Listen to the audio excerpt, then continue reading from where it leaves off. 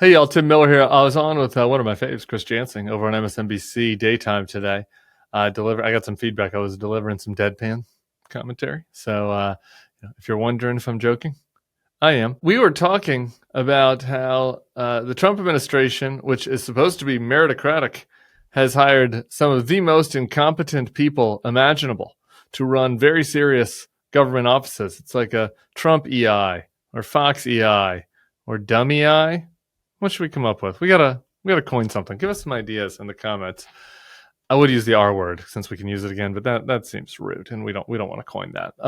So that's what we got into. A little discussion about the FEMA administrator who doesn't know about hurricane season, the Secretary of Education who doesn't understand that it's MAGA people that are going to be hurt by the deep draconian cuts to programs that serve a lot of folks in rural America. And we got into some of the related issues around that. So stick around, subscribe to the feed, and we'll see you right back here soon. Good day. I'm Chris Jansing, live from MSNBC headquarters in New York City. Confusion, cuts, and a critical mission. As FEMA braces for what's expected to be a worse than normal hurricane season, it's doing so with less money and fewer people than it had last year. The controversial comments from its new administrator raising the question, is FEMA up to the task? We start with the disarray that's gripping federal agencies as staffers try to overcome deep budget cuts and confusing marching orders to keep critical programs functioning. Take FEMA, for example, where the new acting administrator, David Richardson, told staff on day 2 of hurricane season he didn't realize such a thing existed. While the remarks generated headlines nationwide, the DHS said it was a joke. Staff reportedly couldn't tell, but even if it was a joke, what's happening there is not funny. Plans for a new storm response are reportedly incomplete, so employees have been told to revert to last year's plan and get it done with just 3/4 of the 2024 staff. At the Education Department, a plan to slash funding would fall most heavily on programs that support, among other things, rural schools and at-risk students. All of it in an attempt to keep up with the president's nonstop demands for deep cuts across the federal government, often leaving it up to agency leaders to figure out the details.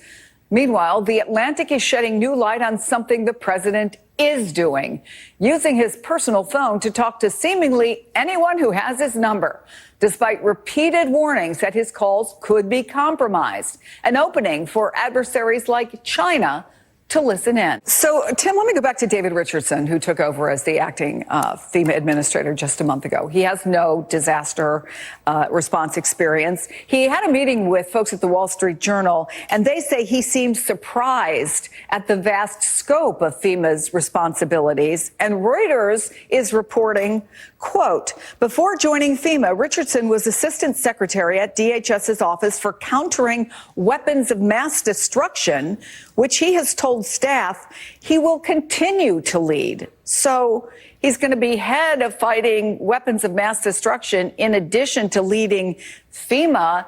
Is heading up FEMA, Tim, not a full-time job?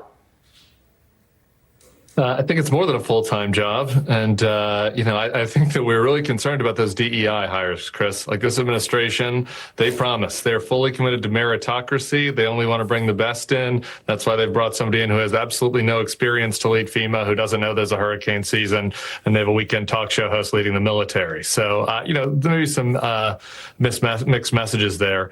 I think that the actual, on-the-ground impacts here are important to talk about. Vaughn mentioned that Trump campaigned extensively, really. It wasn't just kind of one-off thing in 2024 about the response to Hurricane Helene in North Carolina and how incompetent the Biden administration was supposedly when it comes to that. And now they're gutting the types of officials that would be responding to not just those types of hurricanes in the future, but that hurricane, right? Like they have cuts to response to Hurricane Helene. People are not getting, what they had been promised from the government under this administration. We reported at the Bulwark a couple months ago about a guy that was a chief of staff at one of the regional FEMA offices that was wrongly fired in the Doge cuts when they sent one of those mass emails out and said, you're fired. And after that story, a couple hours later, you got a call from HR that was like, oh, well, you can be rehired again. Like, this is not the way to run an emergency management office. Surely there are some parts of the federal government that don't have that kind of urgent responsiveness that is needed, where, we could weather, so to speak, these types of issues. Like, FEMA is not one of those, and we are coming into hurricane season now, and I think that the impact is going to be tangible for people. And let me talk to you as well about the cuts to the Department of Education. The programs that look like they're going to take the brunt of this are rural schools, literacy instruction, students who are experiencing homelessness. They could lose 70% of their funding, according to NPR. What's the political benefit in that? Yeah. Well, another merit hire there at the Department of Education, we should mention, a former wrestling executive. Look, the Republicans, this is one thing that is not really unique to Trump. For a long time, Republicans have been talking about getting rid of the Department of Education.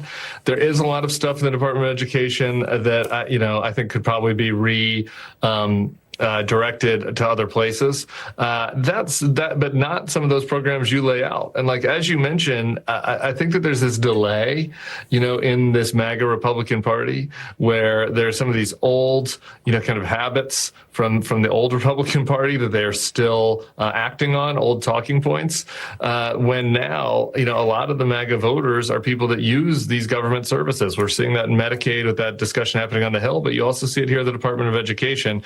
Linda McMahon was questioned about that today by Chris Murphy, and like, the result is that they just don't have good answers, and I think they're hoping that like the people that are suffering the consequences from this are either loyal MAGA folks, or that it won't actually matter to them politically, because of the nature of kind of how polarized the country is.